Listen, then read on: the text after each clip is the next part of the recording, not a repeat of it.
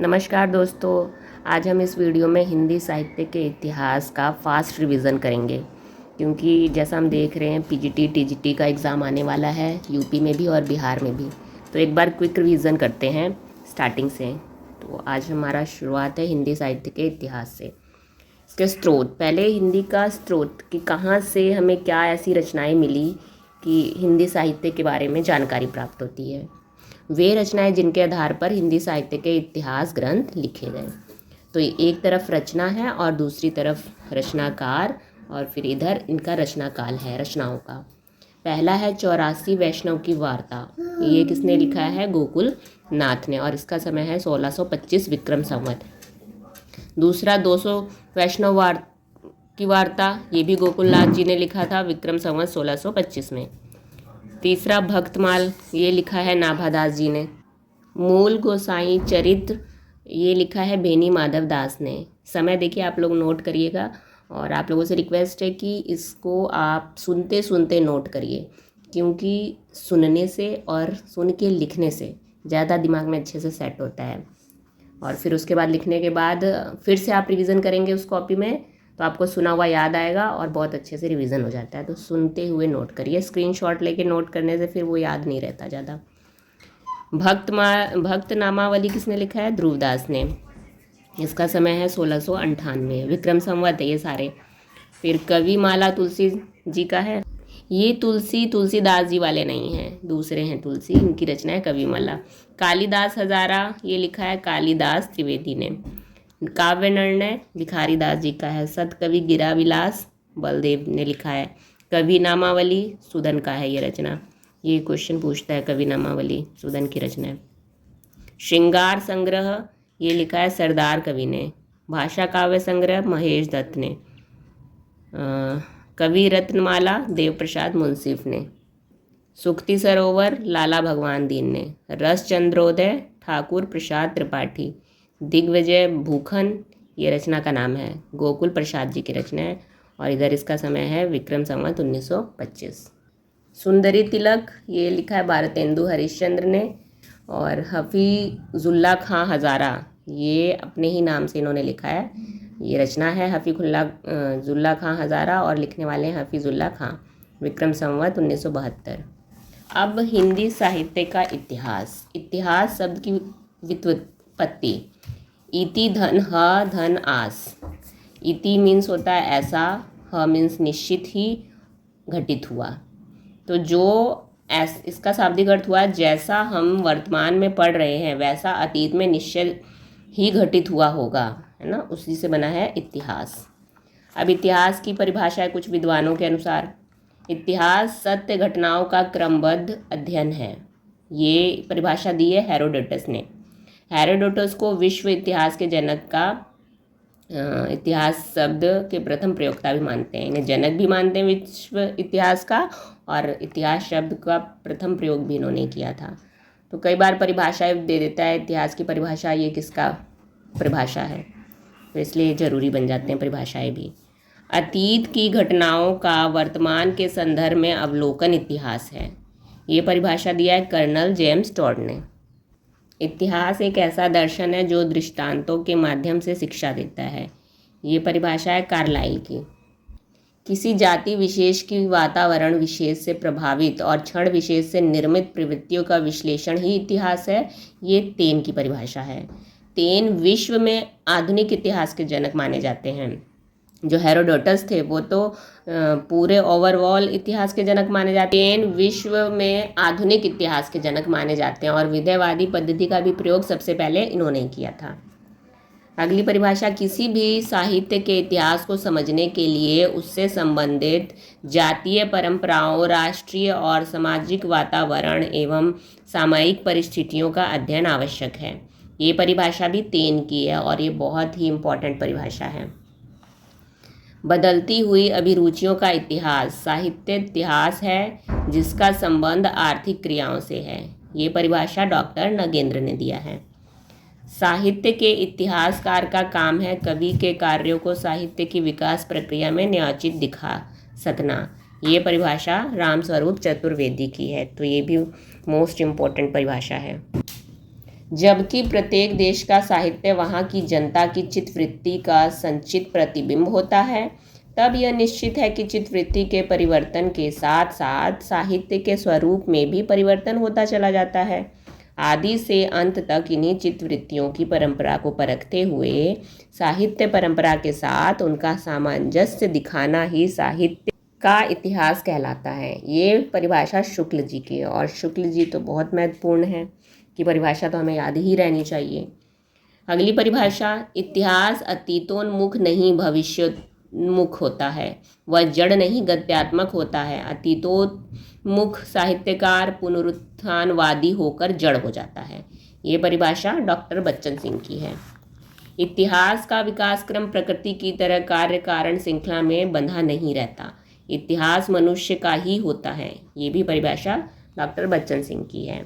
तो इस तरह से कुछ जो इम्पोर्टेंट परिभाषाएं हैं हमने नोट कर लिया है। आप इन्हें नोट करके रिवीजन ज़रूर करते रहिएगा, बहुत इम्पोर्टेंट्स हैं ये, जो क्विक रिविजन में हम वही पढ़ेंगे जो परीक्षा में आने लायक हैं, और आपको यहाँ से प्रश्न भी देखने को मिलेंगे, आप देखिएगा एग्ज़ाम दे के आएंगे जब। इतिहास लेखन की प्रणालियाँ और पद्धतियाँ। तो इतिहास को लिखने के लिए कई पद्धतियाँ प्रचलित है, जैसे वर्णानुक्रम पद्धति, कालानुक्रम पद्धति, आलोचनात्मक पद्धति, वैज्ञानिक पद्धति और विधेयवादी पद्धति। तो आइए इसके बारे में जान लेते हैं। पहला है वर्णानुक्रम पद्धति। वर्ण प्लस अनुक्रम से बना है। जैसे वर्णमाला के वर्णों के अनुक्रम से रचनाकारों एवं रचनाओं का परिचय दिया गया है। जैसे हम वर्णमाला में देखते हैं क ख ग, क के बाद ख फिर ग आता है, तो ऐसे ही परिचय दिया गया है। विद्वानों के नाम को पहले अक्षर को लेके उसके अनुसार विद्वानों का अनुक्रम रखा गया है, इसलिए इसका नाम पड़ गया वर्णानुक्रम पद्धति। शब्दकोशीय पद्धति भी किसे कहते हैं हम? इतिहास लेखन की प्राचीन पद्धति माना जाता है इसको, और ये अमनोवैज्ञानिक पद्धति कहा जाता है इसको। हिंदी साहित्य के इतिहास लेखन में इस पद्धति का प्रयोग सर्वप्रथम गारशा दत्ताशी ने किया था। शिव सिंह सेंगर द्वारा रचित शिव सिंह सरोज भी इस पद्धति में ही रचित है। दूसरी पद्धति है कालानुक्रम पद्धति। कालानुक्रम पद्धति जैसा नाम से ही देख रहे हैं हमें, काल प्लस अनुक्रम। रचनाकारों का परिचय उनके जन्म काल तथा रचनाओं का परिचय उनके रचना काल या प्रकाशन वर्ष के अनुक्रम से दिया गया है। इसमें कहने का मीन्स है जिन विद्वानों का जन्म पहले हुआ है उसके अनुसार ही क्रम रखा गया है इसमें, इसीलिए इसका नाम है कालानुक्रम पद्धति। इस पद्धति का हिंदी साहित्य के इतिहास लेखन में सबसे पहले प्रयोग करने वाले इतिहासकार हैं मौलवी करीमुद्दीन। ठीक है, लेकिन अगर विकल्प में ये नहीं होगा तो ग्रियर्सन को फिर माना जाएगा। कभी कभी ऐसे भी पूछता है कि कालानुक्रम पद्धति का प्रयोग सर्वप्रथम किसने किया था। अगर ऑप्शन में ग्रियर्सन नहीं है, मौलवी करीमुद्दीन है, तो ये दीजिएगा, और अगर दोनों है तो ग्रियर्सन पे जाएंगे हम सबसे पहले। तीसरी पद्धति है वैज्ञानिक पद्धति, जो बहुत ही प्रचलित पद्धति है। आंकड़ों का विश्लेषण होता है, इसमें तुलनात्मक दृष्टिकोण अपनाया जाता है। एक रचना से दूसरी रचना का तुलना करके किया जाता है। प्रवृत्ति की विवेचना की जाती है, इसमें निष्कर्ष दिए जाते हैं। डॉक्टर गणपति चंद्र गुप्त द्वारा रचित हिंदी साहित्य का वैज्ञानिक इतिहास इसी पद्धति पर रचित है। और हिंदी साहित्य के इतिहास लेखन में इस पद्धति का प्रयोग सबसे पहले मिश्र बंधुओं ने ही किया था। इतिवृत्तात्मक शैली में रचित हिंदी साहित्य का प्रथम इतिहास ग्रंथ किसका माना जाता है? मिश्र बंधु का। चौथा है आलोचनात्मक पद्धति। रचनाकारों के परिचय से ज़्यादा रचनाओं के गुण दोषों के मूल्यांकन पर बल दिया जाता है इस पद्धति में। हिंदी साहित्य के इतिहास लेखन में इस पद्धति का प्रयोग सर्वप्रथम मिश्र बंधुओं ने किया था। इस पद्धति का भी प्रयोग सबसे पहले मिश्र बंधुओं ने किया था। डॉक्टर राम कुमार वर्मा द्वारा रचित हिंदी साहित्य का आलोचनात्मक इतिहास भी इस पद्धति में रचित है। देखिए यहाँ बीच बीच में विद्वानों के नाम और उनके रचनाओं के नाम भी हैं, तो ऐसे हमें रचनाएं और किसकी कौन सी रचना है हमें ये भी पता लग जाएगा। अगला है विधेयवादी पद्धति। विधेयवाद का अर्थ है संदेह से परे। इस पद्धति का उद्भव पाश्चात्य रोमांटिसिज्म के विरोध में हुआ था। इसके प्रवर्तक या फिर जनक 3 माने जाते हैं विधेयवादी पद्धति के। आंकड़ों का विश्लेषण होता है, इसमें युगीन परिस्थितियों की विवेचना की जाती है। प्रवृत्तियों का विश्लेषण होता है। जाति, वातावरण एवं क्षण को महत्व दिया जाता है। तुलनात्मक दृष्टिकोण भी अपनाया जाता है इसके अंतर्गत। ऐतिहासिक विकास क्रम को ध्यान में रखा जाता है इसमें। हिंदी साहित्य के इतिहास लेखन में इस पद्धति का प्रयोग सर्वप्रथम ग्रियर्सन ने किया था। अगर विधेयवादी पद्धति पूछा जाए सबसे पहले किसने प्रयोग किया था? ग्रियर्सन ने किया था। हिंदी में रचित हिंदी का पहला इतिहास ग्रंथ अगर पूछा जाए तब विधेयवादी पद्धति का प्रयोग शुक्ल जी ने किया था। हिंदी साहित्य का इतिहास अपनी रचना जो 1929 में इन्होंने लिखी थी वो हिंदी में रचित थी, उसमें यूज़ किया था विधेयवादी पद्धति का प्रयोग। अब है हिंदी साहित्य का इतिहास लेखन की परंपरा। पहला है गारसा दत्तासी, इन्हीं की पहली रचना मिलती है हिंदी साहित्य लिखने की और इनके रचना का नाम है इस्तवार द लिटरेचर एंदोई या हिंदुस्तानी। इस्तवार मीन्स होता है हिस्ट्री, लिटरेचर, एंदोई हिंदवी, एंड हिंदुस्तानी मीन्स हिंदुस्तानी। तो हिंदी में हम अर्थ कह सकते हैं कि हिंदुस्तानी और हिंदवी साहित्य का इतिहास। लेकिन जो इन्होंने रचना अपनी लिखी है इस्तवार द लिटरेचर एंदोई हिंदुस्तानी, ये फ्रेंच भाषा का शब्द है ये पूरा। ये प्रकाशन संस्था जो इनकी रचना प्रकाशित हुई थी वो हुई थी the oriental translation committee, Ireland से प्रकाशित हुई थी। कभी कभी ये भी प्रश्न होता है कि गारसा दत्तासी की रचना इस्तवार द लिटरेचर एंदोई हिंदुस्तानी का प्रकाशन कहाँ से हुआ था? तो आयरलैंड से। अब इसके अगर हम प्रकाशन वर्ष की बात करें तो इसके देखिए प्रथम संस्करण 2 भागों में बटे थे और फिर जो दूसरा संस्करण आया था वो 3 भागों में। प्रथम संस्करण का पहला भाग 1839 ईस्वी में था और दूसरा भाग 1847 में। द्वितीय संस्करण जब आया तो उसका प्रथम भाग 1870 में, द्वितीय भाग भी 1870 में, लेकिन तृतीय भाग 1871 में। और इस रचना की भाषा है फ्रेंच भाषा थी। इन्होंने पद्धति यूज़ किया था वर्णानुक्रम पद्धति, अभी हमने पीछे देखा था। अंग्रेजी भाषा के वर्णों का आधार ग्रहण किया था, लेकिन अल्फ़ाबेट्स ABCD आ ई एक इसके अकॉर्डिंग इन्होंने अपना रचनाकार और रचनाओं का क्रम प्रयोग किया था। इस रचना में कुल रचनाकार है 738, जिसमें हिंदी के रचनाकार थे 72 और सिर्फ हिंदी के 72, बाकी 72 निकाल के जितने बच्चे सारे उर्दू के इन्होंने लिए थे। तो हिंदी के बहुत ही कम विद्वानों का इन्होंने उल्लेख किया है अपनी रचना में। अगर विशेषताएं देखें तो पहला, यह हिंदी साहित्य का पहला इतिहास ग्रंथ है। इसमें काल विभाजन का कोई प्रयास नहीं है। इसमें हिंदी के प्रथम कवि के बारे में कोई विचार नहीं किया गया है। इसकी भूमिका 14 पृष्ठों में है, मतलब 14 पेजों में लिखी गई है भूमिका केवल इस रचना में। इसमें साहित्यिक प्रवृत्तियों की विवेचना नहीं की गई है। इसके अलावा हम इसके बारे में और क्या जान सकते हैं? गारसा दत्तासी के इतिहास ग्रंथ के प्रथम संस्करण के दोनों भागों का 1848 ईस्वी में मौलवी करीमुद्दीन ने अपने गुरु YF फैलन के सहयोग से क्रमशः तबकात ससुअरा एवं तजकिरा ई सुअराई हिंदी नामों से उर्दू में अनुवाद करवाया था। क्योंकि इन्होंने तो इंग्लिश में लिखा था, फ्रेंच भाषा में लिखा था गारसा दत्तासी ने, तो मौलवी करीमुद्दीन ने बाद में उर्दू भाषा में अनुवाद करवाया था। मौलवी करीमुद्दीन द्वारा अनुदित ग्रंथ में 1004 रचनाकार थे। उन्होंने जो गारसा दत्तासी ने रचनाकार शामिल किए थे 738, लेकिन जब इन्होंने अनुवाद करवाया था तो कुछ अपनी तरफ से भी बढ़ा के 1004 रचनाकार कर दिए थे।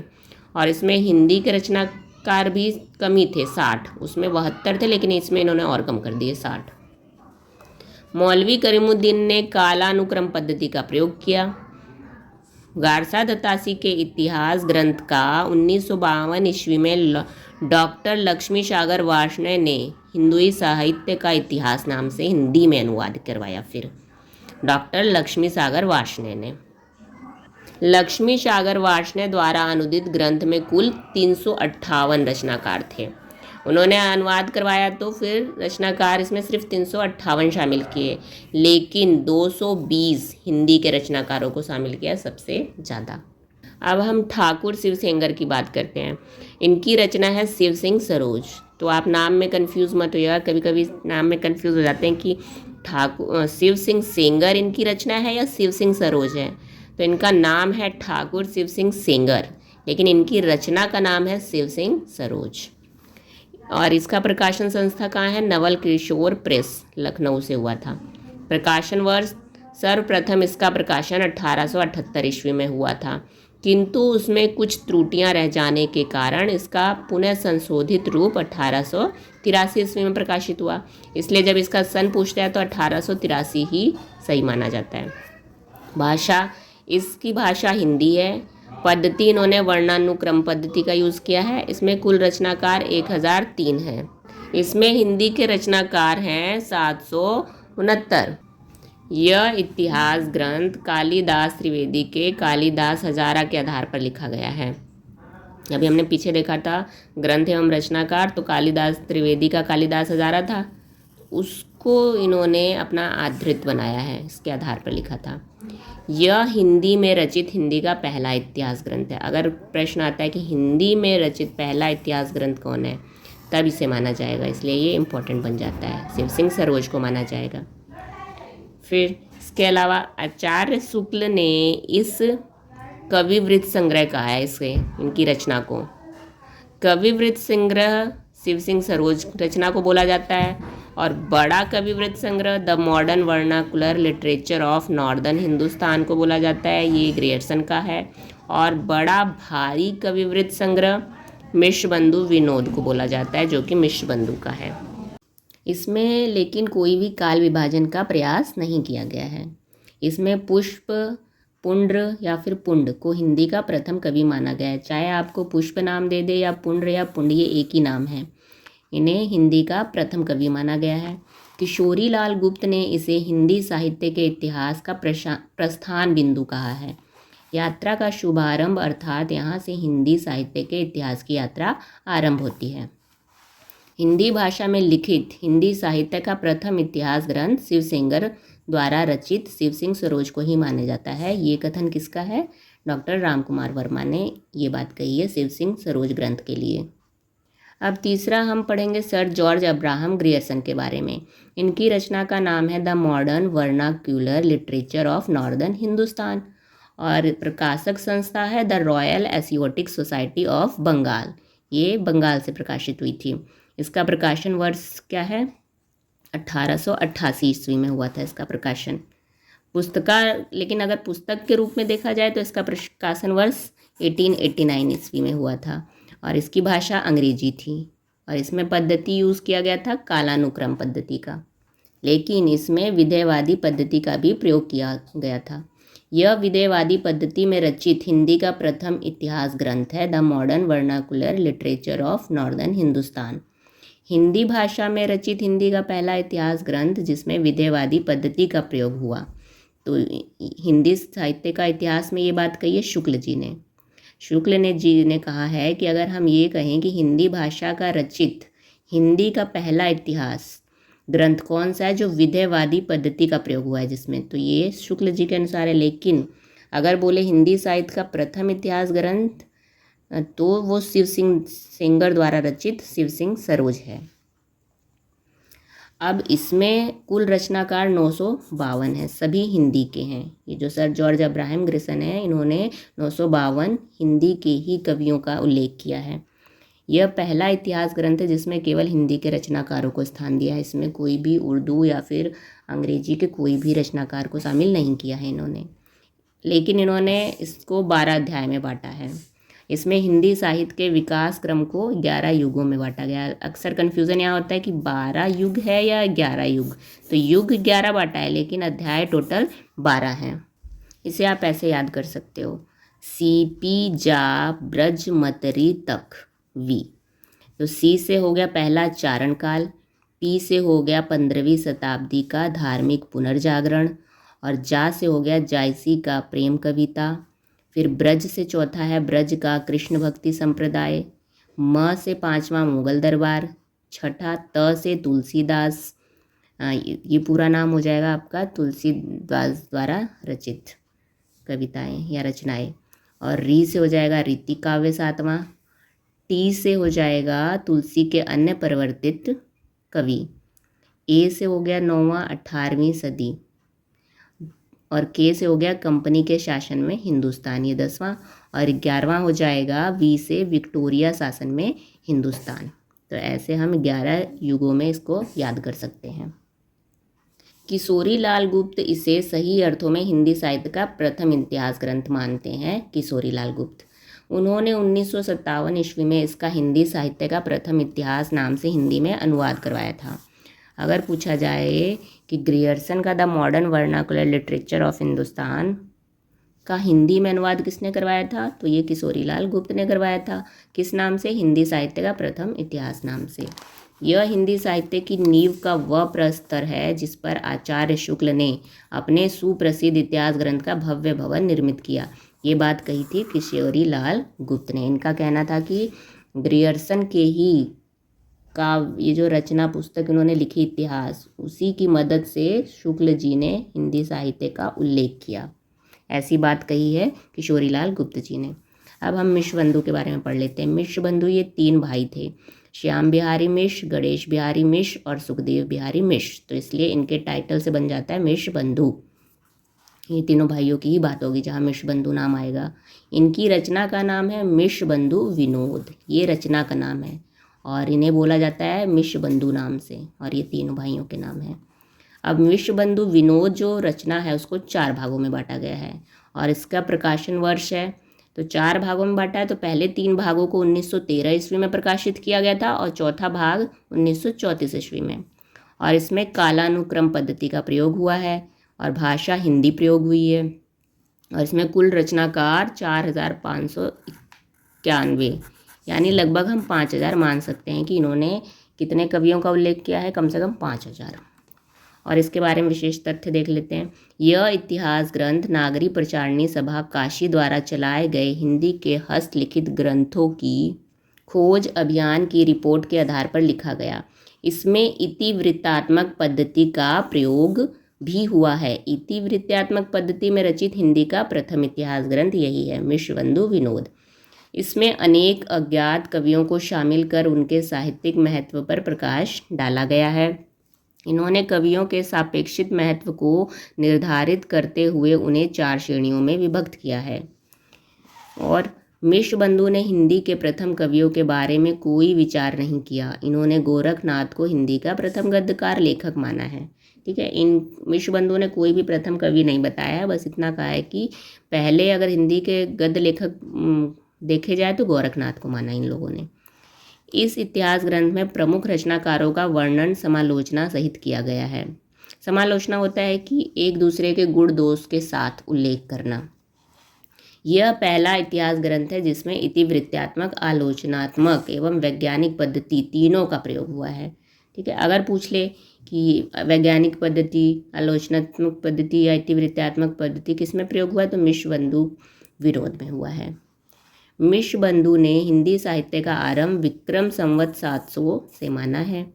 इसमें सामान्य कवियों की नामावली संक्षिप्त सूचनाओं के साथ प्रस्तुत की गई है।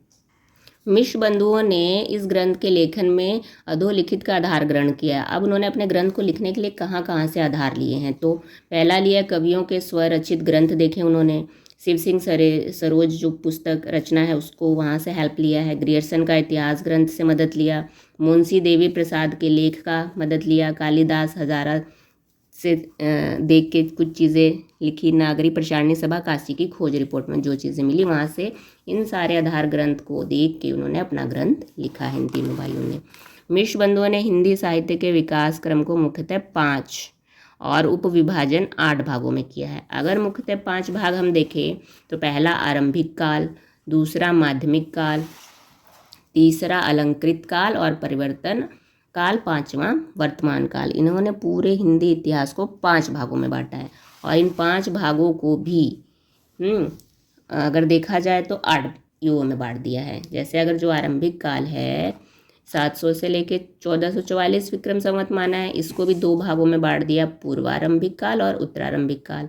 माध्यमिक काल को भी 2 भागों में बांट दिया, पूर्व मध्यम माध्यमिक काल और प्रौढ़ माध्यमिक काल। तो 1 2 3 4 ये हो गया। अलंकृत काल को भी बांट दिया इन्होंने, पूर्व अलंकृत काल और उत्तरालंकृत काल। तो ये हो गया 5 6 और ये चौथा 5वां 8। ऐसे उप विभाजन इन्होंने 8 भाग में कर दिया है और मेन विभाजन 5 भागों में कर दिया है मिश्र बंधुओं ने। अब इनके बारे में और देख लेते हैं। मिश्रबंधु विनोद को आचार्य रामचंद्र शुक्ल के इतिहास ग्रंथ का उपजीव्य आधार ग्रंथ माना जाता है। उपजीव्य आधार ग्रंथ यानी कहने का मीन्स है कि मिश्रबंधु विनोद जो रचना है इसकी मदद लेके शुक्ल जी ने भी अपना इतिहास ग्रंथ रचा है।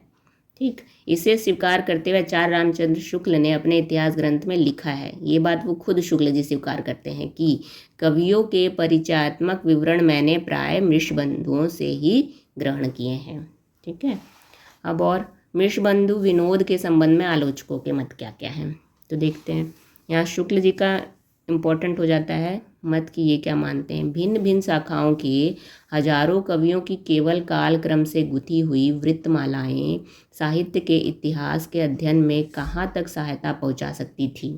सारे रचना काल को केवल आदि, मध्य, पूर्व, उत्तर इत्यादि खंडों में आंख मूंद कर बांट देना, यह भी न देखना कि इस खंड के भीतर क्या है क्या नहीं, किसी वृत्त संग्रह को इतिहास नहीं कहा जा सकता, ऐसा शुक्ल का मानना था। किसके प्रति? मिश्रबंधु विनोद रचना के प्रति।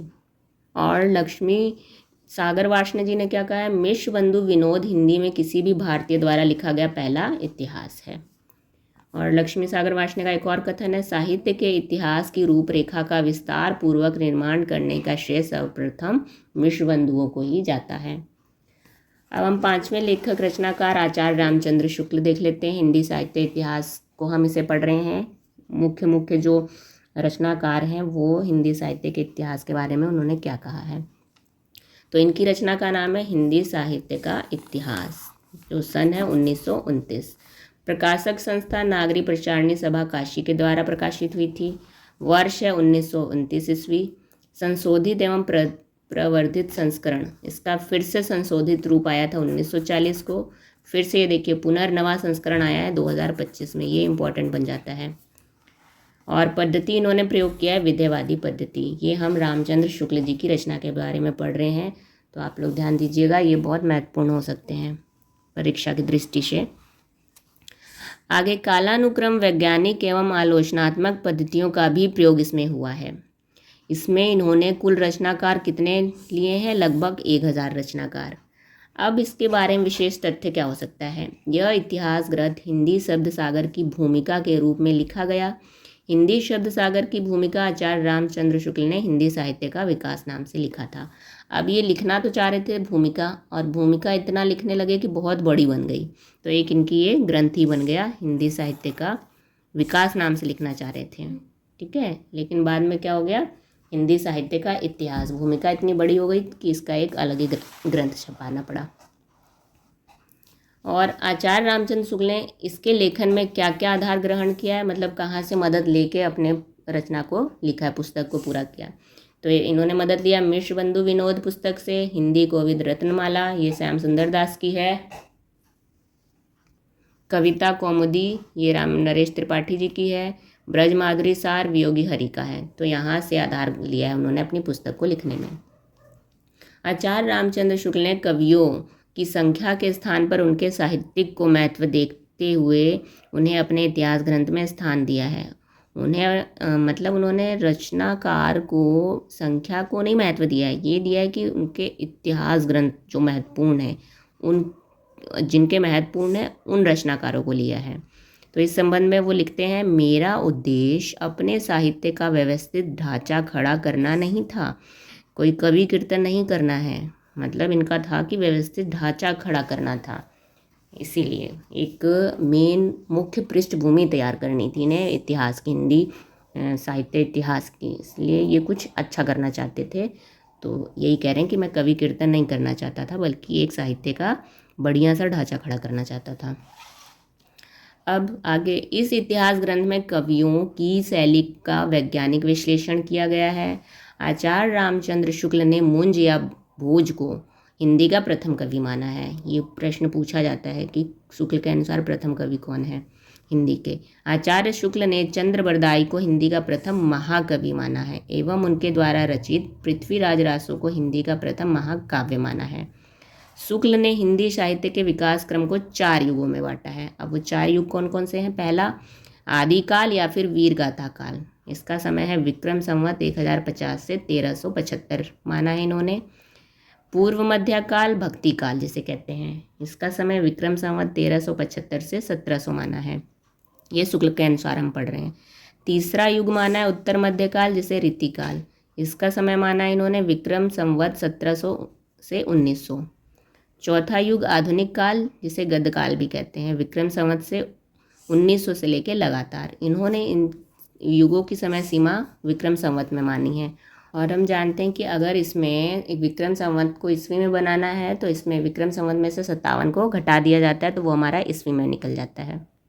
अब शुक्ल ने जो आधुनिक काल गद्य काल है उसको 3 भागों में बांट दिया है।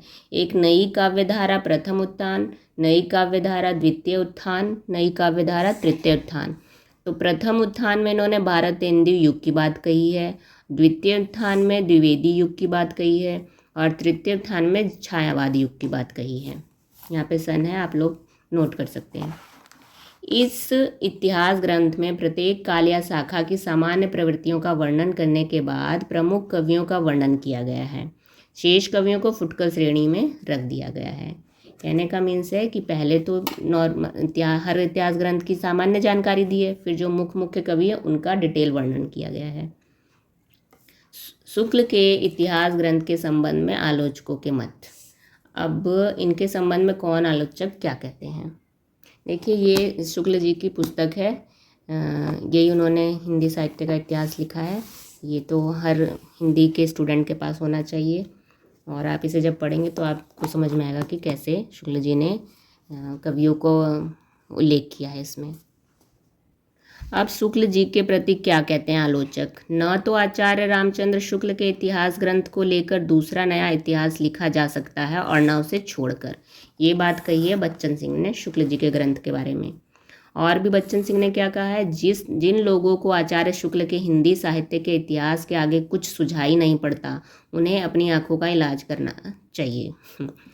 और नामवर सिंह क्या कहते हैं, शुक्ल का इतिहास हिंदी साहित्य का गोल्डन ट्रेजेडी है, ये नामवर सिंह कहते हैं। हजारी प्रसाद द्विवेदी जी क्या कहते हैं इनके बारे में, शुक्ल जी ने प्रथम बार हिंदी साहित्य के इतिहास को कवि वृत्त संग्रह की पिटारी से बाहर निकाला, ठीक है। और नलिन विलोचन शर्मा क्या कहते हैं, हिंदी में विधेयवादी साहित्य इतिहास के आदिम प्रवर्तक शुक्ल जी नहीं बल्कि ग्रियर्सन को मानते हैं ये। डॉक्टर नामवर सिंह का एक और कथन, शुक्ल जी को इतिहास पंचांग के रूप में प्राप्त हुआ था लेकिन उन्होंने इसे मानवीय शक्ति से अनुप्राणित करके इतिहास बना दिया।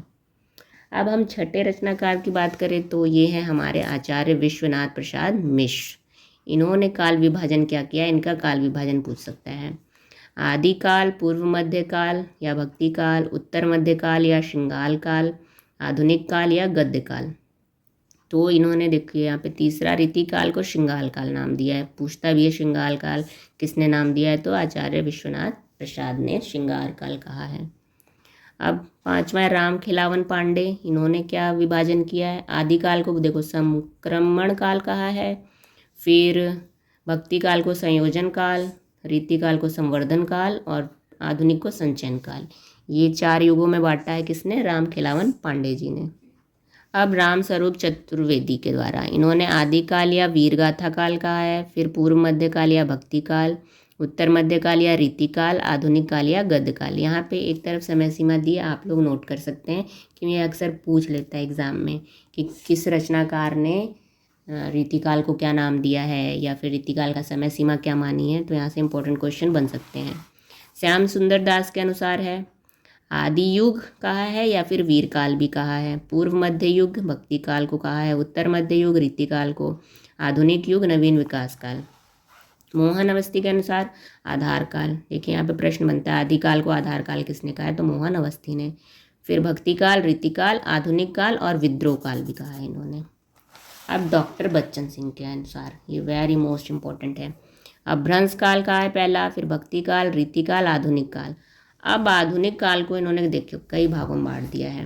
पुनर्जागरण काल भारतेंदु युग को कहा है, पूर्व स्वच्छंदता काल द्विवेदी युग को कहा है इन्होंने, स्वच्छंदतावाद काल छायावाद को कहा है इन्होंने, उत्तर स्वच्छंदतावाद काल फिर कहा है इन्होंने।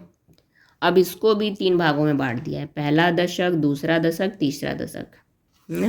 आधुनिक हिंदी साहित्य का इतिहास इनके ग्रंथ का नाम है, तो ये इम्पोर्टेंट हो सकता है। आधुनिक हिंदी साहित्य का इतिहास, ये डॉक्टर बच्चन सिंह का है 1978 में। अब हिंदी का प्रथम कवि आलोचकों की दृष्टि में, किसने हिंदी का प्रथम कवि किसे माना है? डॉक्टर शिव सिंह सेंगर ने पुष्य पुंड या पुंड को माना है। आचार्य रामचंद्र शुक्ल के अनुसार हिंदी का प्रथम कवि मुंज या भोज है। चंद्रधर शर्मा गुलेरी ने भी मुंज को माना है। डॉक्टर राम कुमार वर्मा ने स्वयंभू को, और HBD, जहाँ भी HBD लिखा है वो हजारी प्रसाद द्विवेदी जी। इन्होंने अब्दुल रहमान या फिर इन्हीं का नाम अदहमाण अब्दुल रहमान, ये तीनों नाम मिलते हैं। तो इनको प्रथम कवि हजारी प्रसाद द्विवेदी ने माना। हिंदी का प्रथम कवि, ये याद रखिएगा। डॉक्टर बच्चन सिंह ने विद्यापति को पहला कवि माना है। राहुल संकृत्यायन एवं डॉक्टर नगेंद्र के अनुसार पहला हिंदी का प्रथम कवि अगर देखा जाए तो सरहपा है, और यही सर्वमान्य भी है। हिंदी की प्रथम रचना कौन सी है? तो हिंदी के प्रथम कवि सरहपा की कोई रचना उपलब्ध नहीं है। प्रथम कवि तो इन्हें मान लिया गया, लेकिन इनकी कोई रचना उपलब्ध नहीं है। इस कारण जैन आचार्य देवसेन द्वारा रचित श्रावकाचार को हिंदी की प्रथम रचना माना गया है। तो ये यहाँ से इम्पोर्टेंट प्रश्न बन जाता है। तो आज हमने इस वीडियो में हिंदी साहित्य के इतिहास का क्विक रिवीजन किया है, फास्ट रिवीजन। आप लोग इसे ज़रूर देखिए, बहुत ही आप लोगों को अच्छा साबित होगा। पेपर में यहाँ से प्रश्न देखने को जरूर मिलेंगे। अगली वीडियो में हम आदिकाल को शुरू करेंगे, उसका फास्ट रिवीजन करके एक वीडियो में उसे भी ख़त्म करेंगे। तो प्लीज़ लाइक और सब्सक्राइब जरूर करिए। धन्यवाद।